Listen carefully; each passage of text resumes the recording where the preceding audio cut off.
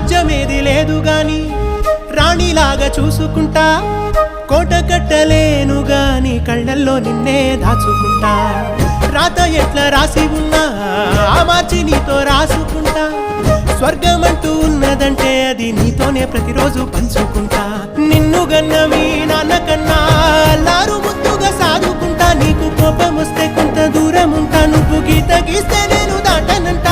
కంట నీరు కంటి రెప్ప దాటకుండా కాటుకై కావలుంటా.